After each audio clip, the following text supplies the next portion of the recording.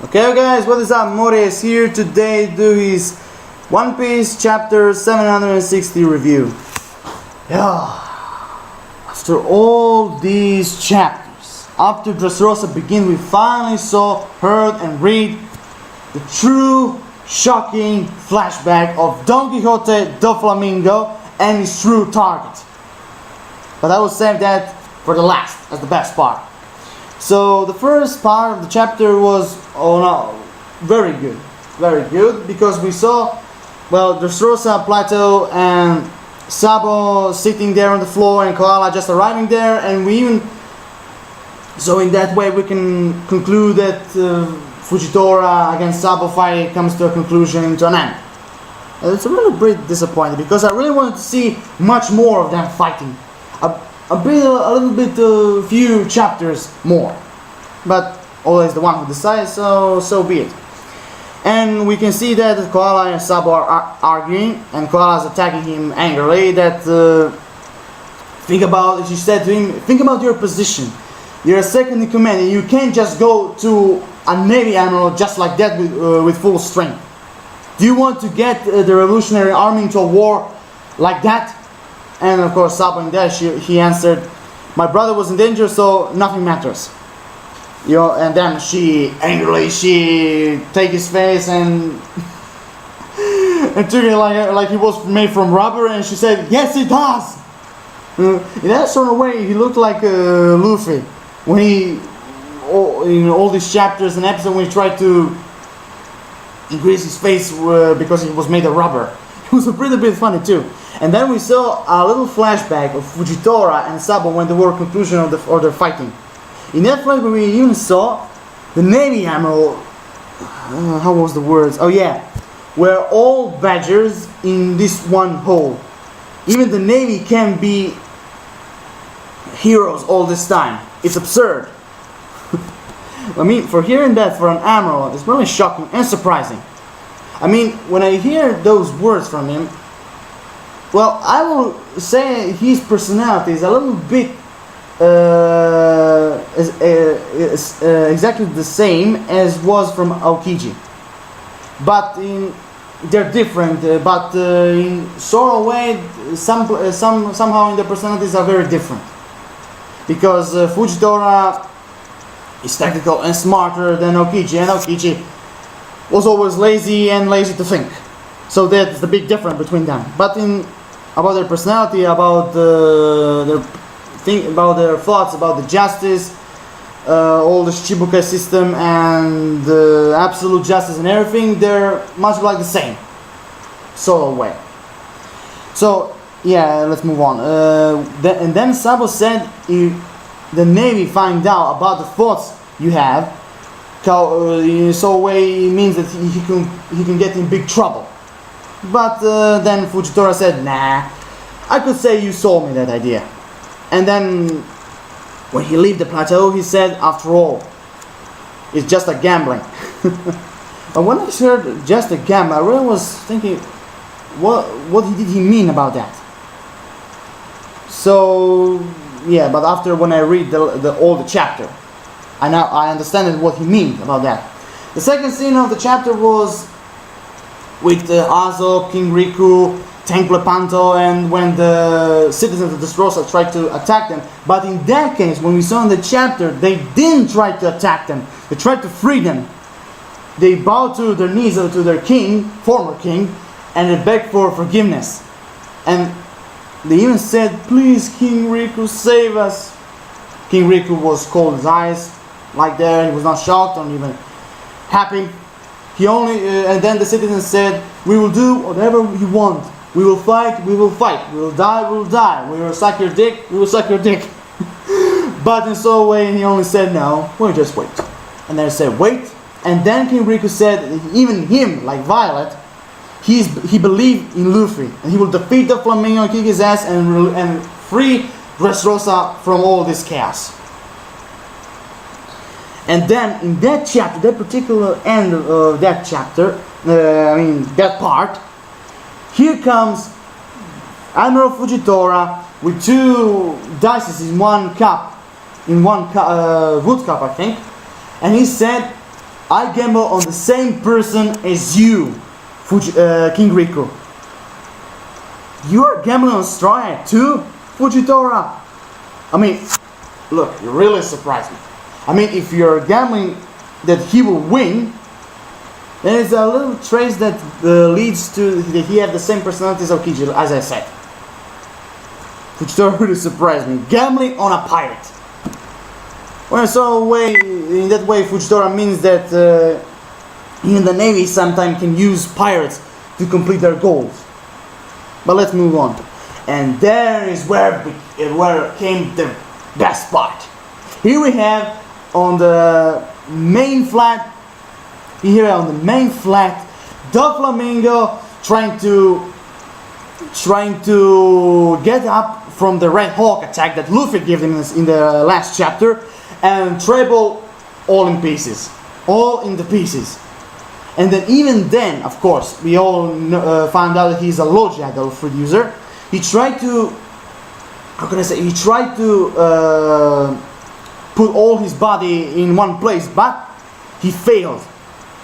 He failed because even there he tried to panic. Oh, who's this? I can't make my body full in one place. Oh no! And then Trafalgar Law said to him that this radio cut or radio knife. I don't remember really the technique. He said that this technique is a very different cut than all the techniques he had in this open Nomi. He said it only takes a few minutes, and then he will not be able to make his full body in one piece.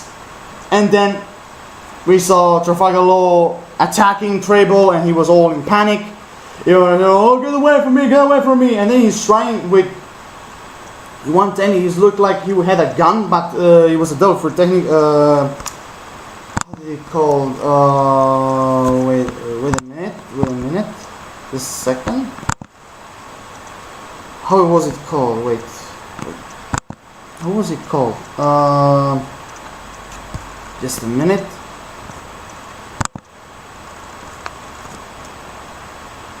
Just a minute. I was seeing that because I don't remember the name of that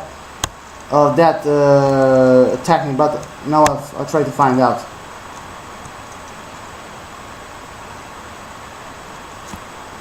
Yeah, so I will say all the thing what he said. Ah, here it is. Here it is, the radio knife. Yes, another cut, the radio knife. He said here that the radio knife has a different cut end compared to the average amputation.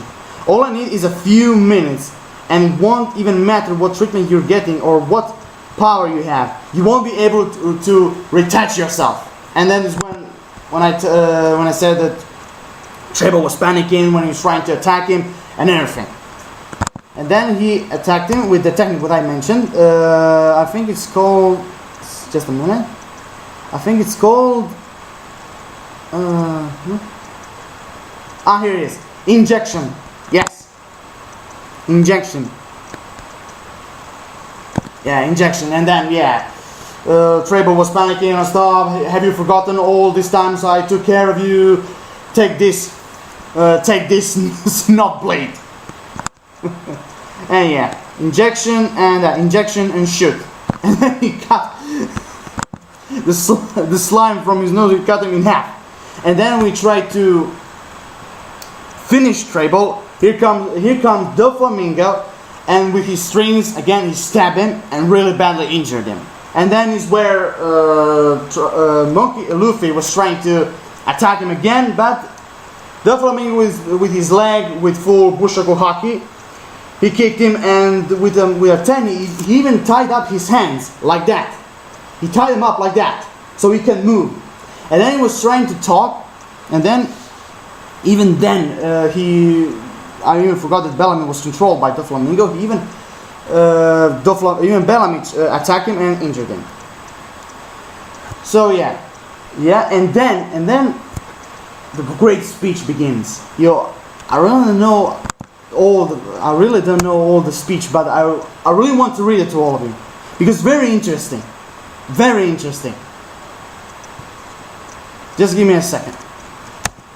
Because it's very interesting because in that speech we can reveal the true target and the meaning of his when he said in a few chapters ago that he wanted to destroy the world.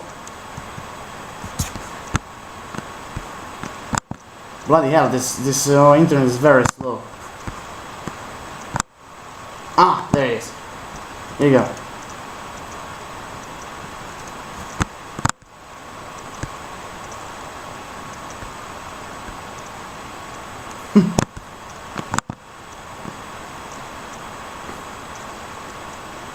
Wait a second.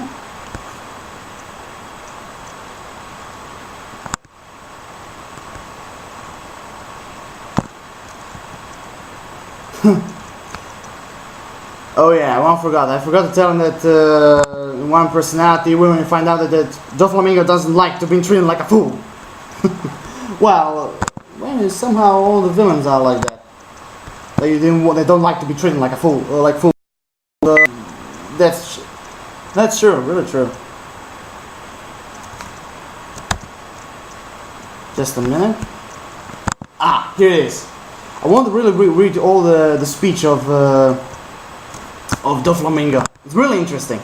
Okay, there is nothing more hurtful than having a few punks that think that just for 1 second they could beat me.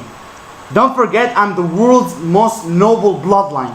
A world noble, or should I say, a former world noble. But okay, my birth alone is noble, and I've got the rarest of the powers.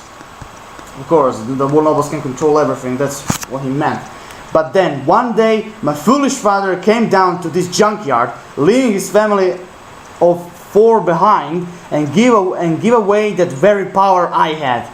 With all that nonsense about living like an average human, what a fool. So in a sort of way, he despised his father. What he did.